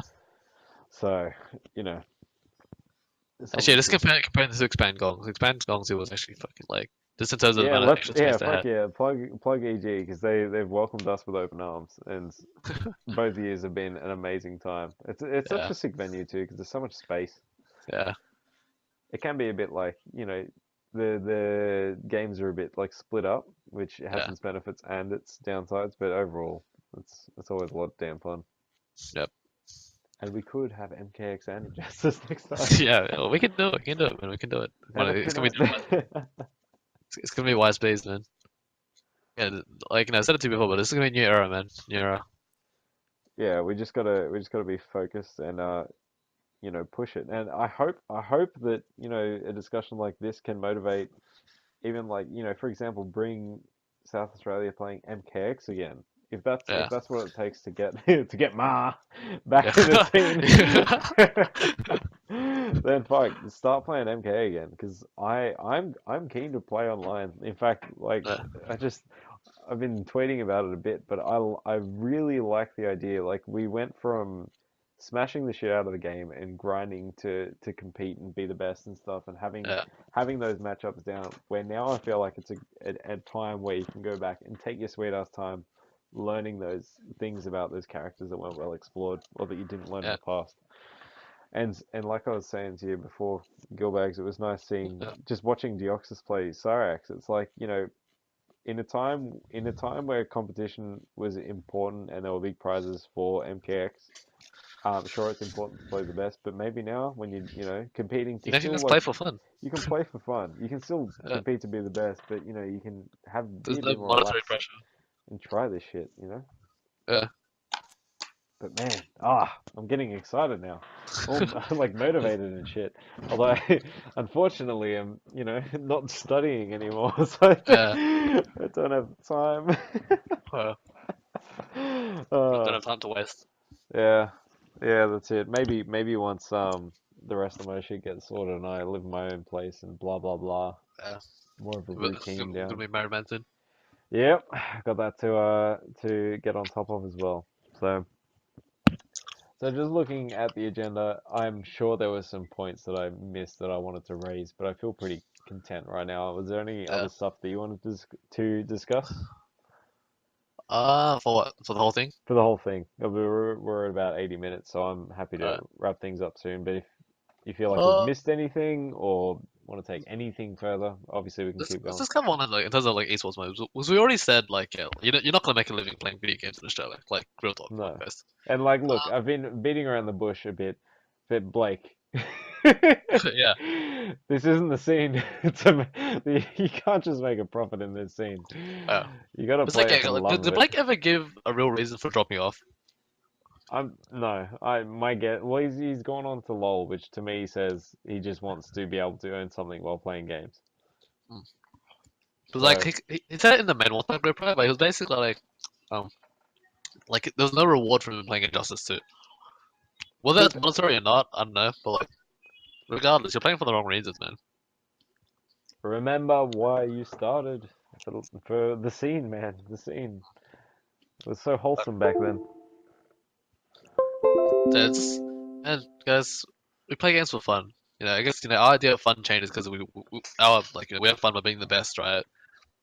Actually, this is gonna sound stupid, but like I think I'm the best example of this. Right? Like I'm the one who cops the most shit playing stupid characters. Like when you had Kez saying dropped cryo on your birthday. Yeah, so I cop the most shit for just playing the way I want to play. I want to win, but I don't care enough about winning to change the way I play. that was a small great moment for most of you who obviously weren't there, but we managed to convince my partner and her friends all yell drop cryo as Aaron arrived. It was amazing. But sorry, you were saying. Yeah, it's like yeah, but don't forget why you play the game, man. Just, I don't know, like Yeah, and like with the points that I've been saying, you know what? I had no reason to give you shit about cryo because uh, your goal in the scene wasn't to make the money and whatever. Your goal was to overcome the matchups and be the best using the character that you wanted. yeah. And when we're not competing for high stakes money, then by all means, like why the fuck should you not? Yeah. Like that was a good thing. Like think about the MK9 early Justice Day. There was no money. Even in America, people played who they wanted to play. Yeah. Look at There was a look lot at of cabals though. yeah, yeah, but like, it's just some people were going crazy with it. But like, remember that match, Revolver versus I can't remember what it was Revolver versus Relaxed State.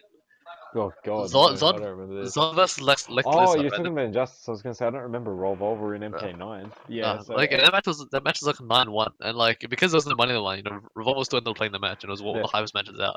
yeah, Like when there's no money on the line, or it's like less money on the line, like character loyalty is much more of a thing still.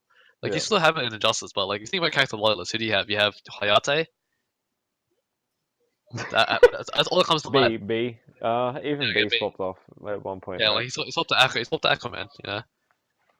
Just Um, like money distorts things. Actually, one of my favorite things that after OHN Yusuf said, if you saw his the post OHN post, yeah, don't remember it, but yeah, he said like something about esports being like destroying fighting games or destroying the integrity of fighting games. Obviously, like I'm really off with the wording, yeah, but there was something about that. Just like guys, can we remember like why we play these games in the first place?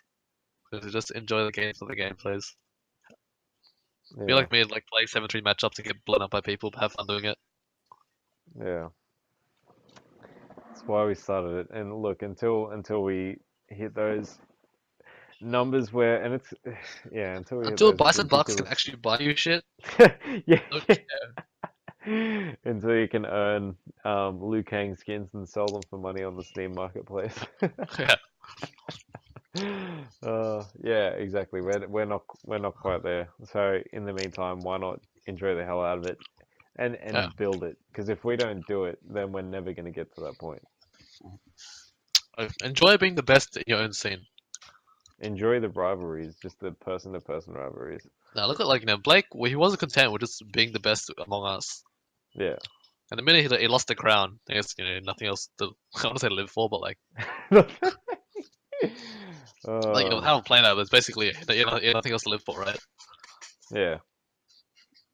Just have fun with the game, goddamn. Like I guess if a matchup drives you that crazy, you're not having fun to go counter pick, right? But like, come on, I had fun playing Cryo GM, and like I think you everyone, were the only person in the room, but I can appreciate it. yeah, like have fun overcoming adversity, challenge yourself. The whole point of actually, well, for me, the whole point of playing games is to challenge myself and see if I can win these hard matchups. Yeah. And you Like, you understood that GM quarter game like nobody's business. yeah. But this is one other side thing. Goddamn. All right, yeah. So look, I guess the other bit about tier hoarding stuff, right? Like you never you do improve as a player, but you stunt your growth as a player, right? Yeah. Compared to if you were like just grind out of the high matchup and try and improve your fundamental game, right? So when you're playing a fighting game again, don't just think about winning. Think about like long term, like just like in terms of long term growing the scene, right? Mm. In the long term about improving as a player. Like I picked up Cryo day one when he had back when he couldn't even cancel like cold blooded, right? And Back when you lose to Raiden Ford 1 after the yeah, that was restand. oh my god, yeah that. Yeah, like shit like that. But that taught me how to play proper footsies. People were going nuts anytime with punishing the back one two with Sub Zero, or anytime with punishing with Ford 4-2. Yeah. Yeah, but you think I would have learned how to do that playing Grandmaster, just doing clone all day. One of the best sayings, iron sharpens iron, right?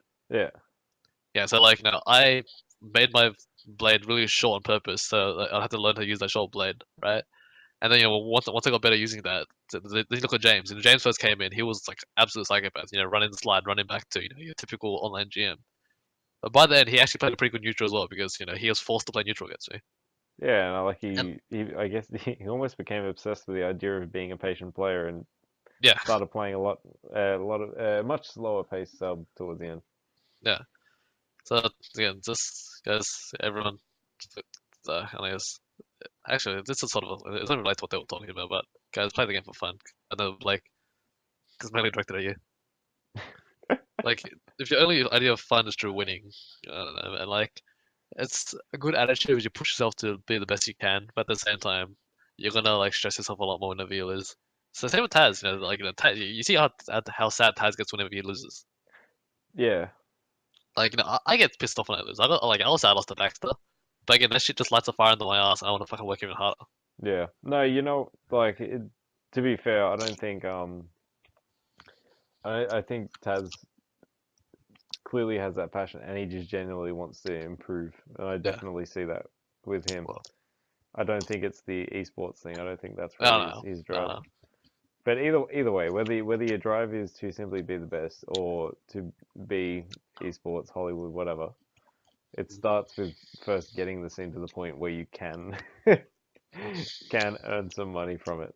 So if that stage never happens, if the cultivation of the scene never happens, then it's just never gonna throw it. Unless by some godsend the publisher or the developer decides to, you know, bring you some tournament circuit in Australia, which I highly doubt out of nowhere. Yeah, yeah, So until then, it's us on our own, and we need to like push our own shit yeah. and build it as much as we can. Because look, as you said, we had it at a very good spot in MKX, and we don't want it to go backwards.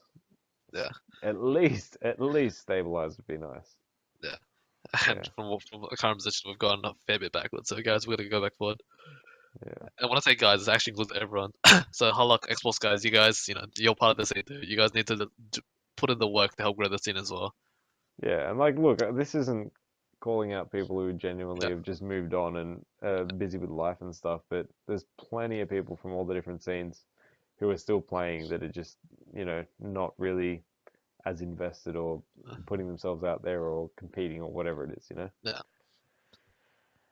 Actually, it sort of goes back to what I was saying, but yeah, like, the other thing I was saying about how, other scenes killing, like, talking shit about other games and, like, and to kill them off and stuff. Yep. Yeah, like, it's just that one post, like, that really pissed me off that day. It was a post made by, like, a guy that I know, too, like, like, we're friends, we're not, like, close friends by any means, right? But yeah, when Jason made, made that troll video about how to bring justice back to life, and it was, like, change the quotes or the languages and shit. That was classic. Yeah, like, that was funny as shit, right? And then, like, Oh, Jake came sorry, in. I should have given a shout out to Spitter Jason's content because his has Yeah, been some of the best. And that's what we need more of. That's what we yeah. need to Wollongong FGC our scene. But Yeah. anyway, go on. No, but Jake came in, right, saying how Jake. Jake, Queensland Jake, Red and Jake, Yeah? low blow, Blomberg. Yeah. yeah. And he came in saying something like, I should have find it. I'll just read the message so you have a better understanding what the hell is going on. But it was just like so unneeded, man. Where's this thing? Anyway, fine. Actually, holy crap, stuff has been posted for a while. It's easy to find. Anyway, so what's it? Jason made that post, right? Yep. And then Jake comes in and is like, game's dead as fuck. I'm like, okay, come on, guys, seriously. Like, if it's on the way out, do you want to keep pushing it like that? And then one of these comes with like, yeah, Nine will be back, right? And I was like, thanks for pushing the death of NRS games. It's just like, come on, seriously. Yeah. And then the other guy comes in and is like, oh, not his fault, they're suicidal. And I'm like, community is too young, most don't know what they want.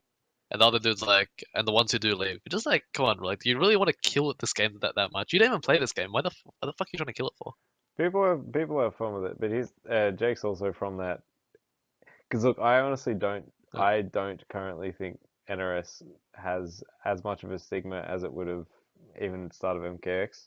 But Yeah. I think the stigma that is there is an artifact, like, is carried on by people who were there during the Street Fighter 4 days. And you know what? Going back and watching some of the MK9 stuff that I've been watching, I kind of understand why when you have things like Player One Priority and Yeah, like, yeah. you know, Like, so there was just a lot of there was so much glitchy ass dumb shit in this game, yeah. So I can, Yeah, in you understand why hindsight, I can the- understand where that started. yeah, like, dude, like, But the first game was janky as shit, man. Like, oh, come but it on, was like, so fun. It's yeah, so like, fun. that's the thing. The games have always been fun. Like, they've always been like, yeah, like, yeah, fuck. There's no other way. It was a fun game to play. Yeah, there was janky shit in it, but like, for us coming in as our first law, or for me coming in as my first proper fighter, yeah, we'd like to deal with it. Yeah. And then we see the game evolve with each and every iteration, where like they deal with the issues with the other game, had, Yeah. and still see the same shit coming up. Like, come on, guys, like it's clear you don't know anything about the game. You're still gonna talk shit about it. Look, it's because historically, I feel like we've Yeah. had it the worst. I honestly, I get it, but I think it's an inevitable thing with a lot of games right now. And Yeah. there's that many players of every scene now, Yeah. where people like to shit on each other. Like, it's just, I think it's just Yeah, it's inevitable. a stupid It's like attitude. it's like Like, we all, Capcom's like the most vocally shat on, um, developer right now, and yeah, right now. everyone shits on Street Fighter 5, but it still gets a shitload of views. And like, even Yeah. I was watching bloody Seam top 8 last night because it's still got the players that and Yeah, the characters that no, want. I was watching it too. Like Taz has been messaging saying, "What the hell are you watching Street Fighter 5?" Yeah, and it's like you still follow it because it's nice, but there's gonna be just as many clowns, especially with like Yeah, Kappa and shit. There's always gonna be people shitting on the scene. yeah, but But see the I, difference. But the big difference is, Capcom is big. We're still the tiny guy. You yeah, can say in Australia at yeah, it least. depends on the view. Because it's like we're tiny, but NRS still makes enough money. Like I don't Yeah, know. like yeah, I yeah, I like, know like I understand what you're saying. I take it less personally now than I did with MK early on because I feel like NRS is clearly making like much better products and some of the best. yeah, like Like if you take MKX as a product, is incredible. If you take yeah, Injustice 2 as a product, it's fucking unreal. yeah. Injustice Well, 2 as a product is it's like probably ridiculous. one of the best fighters. Like it's people love Tekken 7, but as a product it's not great. The gameplay and the mechanics are great, but as Yeah. a product it's not it's Nah, not story mode's good, man. You can play Kid Kazuya, bro. yeah. It's not that far ahead of Street Fighter 5 really, but people don't Uh, talk about it because uh, there's no real single player content. There's whatever story mode, yeah, but NRS is far and away like the best full product. KI is better than people give it credit to yeah, as a full product, but that just suffered its own problems. But either way, I think because of that, some of the stigma is starting to go away, and we're yeah, getting more players. And we're getting the well, I say where, but the American scene's getting the reality TV shows and the yeah, and the constant tournaments and all the yeah, money put in by the developers and the public. So it's turning around, and I think it's yeah, well and truly turned around to an extent now. But we'll still get the Deadshot. It's a repeat of yeah. Tanya and Like, like Superman from the Injustice. best thing Scorpion, I that mean, yeah.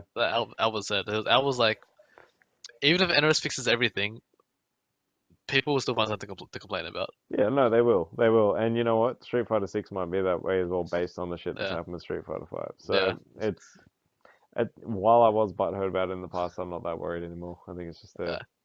something that you'll hear, but doesn't mean anything. Dude, like, man, like, It's more think, I more have a problem with people within the scene. actually, yeah, that Yeah. pisses me off more than anything. But think about the major complaints people used to have. It was netcode and chick faces. Oh my god, how far have they come, right? Like, dude, like they've ticked every box into the fixing stuff. Now it's just like, okay, it's a boring matter, which is like, that's objective and whatever. Like, that can be a legitimate complaint. Mm. But other than that, you really don't have much to complain about. The netcode's got like, you got rank sets. The gear system was alright, but they got some tweaking to do. But otherwise, yeah, it's a complete product, man. Holy shit. I didn't want to get into this because it'll be a little bit of a topic, but something I was going to mention before what you were saying about balance of Injustice 2. Yeah, I'm just recalling my debate with Blake in the chat once about yeah, saying that a balanced game is not necessarily a fun game. yeah, And it's like, is this evidence? People like broken shit. yeah. Like, Broken yeah, shit's like, yeah, fun. that's like Marvel. That's why everyone loves Marvel. Yeah, exactly. It's got freedom and you do nutso shit and it's fun Yeah, and it feels satisfying. yeah, And like, you know what? Cabal's frustrating to play against, but when you yeah, play him, you feel fucking yeah. incredible. When you do Cyraxes, when you do Smoke Street, Yeah. it is Like all this dumb. stuff, yeah. Even though it's broken, like, dude, think about Rune Trap, man. Like, Yeah, yeah, the, Rune Trap was the, fun as fuck. a block string into an unblockable like special that loops into itself over and over again. On paper, it's the most broken thing, but like, that's what made it fun. Yeah, exactly. And look, again, the environment's changed, so Yeah, maybe as it gets more and more money on the line, it's less fun having that shit. I understand that, yeah, but yeah, I'll tell you what, I like a bit of broken shit. yeah. I think everyone was right. Yeah, that's it. I suppose But, there's Batman Jump too if I if I really want to have fun. yeah. But still, Yeah. I guess yeah, the broken stuff in this game is so much less broken. I do. Like, you should cheat. Exactly. And the shit that people complain about these days is being broken and needing nerfs. It's like, you fucking kidding? Do Yeah, you know it's the like, shit that we used to deal with? yeah, the stuff we complain about is just like, okay, this normal's really strong. It You're controls a lot of space. you're too It's lazy not to like find answers to this. I get touched by this and I die, or like my best case scenario is I block this and he's +8. Yeah, people don't know what's broken these days. It's too easy Think about how fucked Injustice was, right? You had a character like Grundy, he could do like 80% of a touch, and he still wasn't top tier. He had a He move that still 3 wasn't hits of top tier. That's armor. it. Yeah, He had yeah. 3 hits of armor, was cancelable, and he still wasn't top tier. But it was fun, right? That's Yeah, man. it's so much fun. It's so Yeah, much holy fun. shit. And gave The only us thing that like wasn't fun about the game was fucking Batgirl. Fuck that character. yeah. This thing was Shazam. Just like Psycho Crush everywhere. Yeah, that shit was fun. Although he was kind of booty. Yeah. I would have Goddamn. had more fun with Injustice 2 if Shazam was in. I Hey, probably. there's a shader for Black Adam that turns into Shazam. Oh really?